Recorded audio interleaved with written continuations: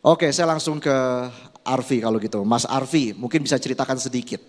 Ini saya dikasih info lulusan termuda, tapi di bidang apa? Dan Oke. bagaimana saat itu perjuangan Anda bisa menempuh pendidikan yang cukup tinggi?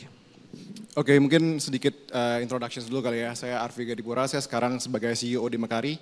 Jadi kalau Mekari itu sebuah perusahaan teknologi berbasis cloud yang kita meng-serving Indonesian businesses di Indonesia ini. Jadi sedikit background saya, mungkin saya dulu sekolah kebetulan berkesempatan di luar negeri, di UK, S1 dan S2-nya.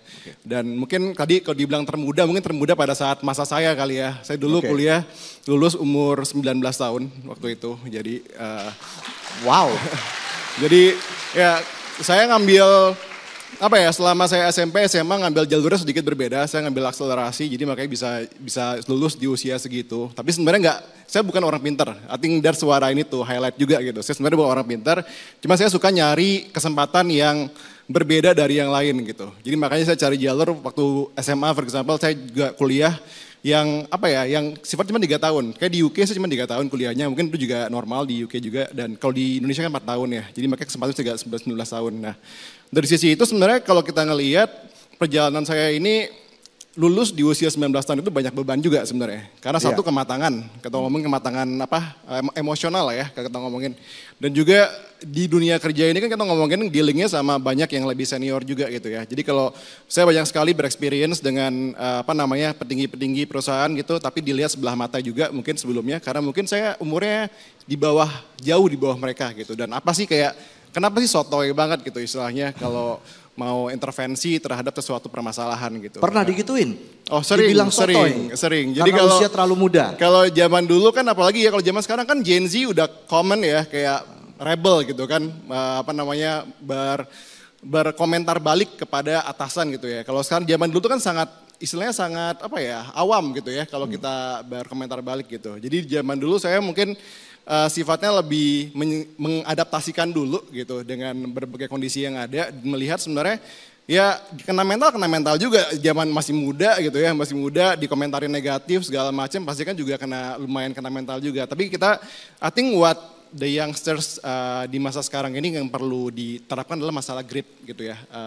Gimana kita bisa bertahan di situasi sulit dan juga gimana kita bisa konsisten untuk memberi kontribusi positif. Karena nggak gampang untuk bisa bertahan. Jadi pasti banyak banget yang berpikiran, oh susah banget nih melakukan kayak A, B, C, D, menavigasi politik kantor, menavigasi kerjaan baru semuanya. Tapi sebenarnya disitulah kita berkembang gitu sebagai individual. Karena kalau kita ngomongin ada masalah A, ada masalah B langsung nyerah, ya udah that's it gitu kan. Tapi kalau kita terus konsisten, disiplin untuk memberi kontribusi positif yang berkelanjutan, itu yang menjadi penting. Apalagi kalau ngomongin Sumpah Pemuda ya sekarang ya, lebih ngomongin ngebangun bangsa, itu it takes a mountain, it takes a collective effort untuk bisa ngelakuin itu gitu. Jadi mungkin kalau dari saya sedikit background cerita saya tadi adalah intinya adalah gimana kita walaupun berbeda dan walaupun kita banyak apa namanya permasalahan yang harus dihadapin, kita perlu punya grit yang sangat konsisten dan memberi kontribusi yang berkelanjutan, itu sih.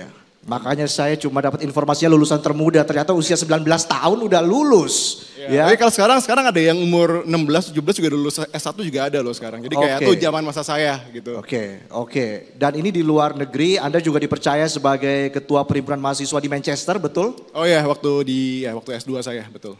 Oke, apa yang Anda dapatkan dari organisasi tersebut? Apa yang bisa Anda petik dari organisasi itu untuk membuat Anda lebih percaya diri lagi? Ya, jadi kebetulan saya juga orangnya sebenarnya rada introvert to be honest gitu kan. Tapi kan dipaksa kalau kita ikut organisasi di luar negeri dipaksa untuk jadi extrovert untuk bisa komunikasi dengan berbagai macam lini usaha juga gitu. Karena kan kita bikin events, koordinasi sama KBRI di lokal juga gitu. Jadi berkomunikasi dengan semua pelajar di sana juga gitu. Jadi itu menurut saya adalah getting out of comfort zone. Jadi yang mungkin tadinya saya sangat introvert dan tidak bisa menyuarakan pendapat, jadi lebih bisa menyuarakan pendapat setelah itu gitu intinya. Jadi getting out of comfort zone aja sih sebenarnya. Jelajahi cara baru mendapatkan informasi. Download Metro TV Extend sekarang.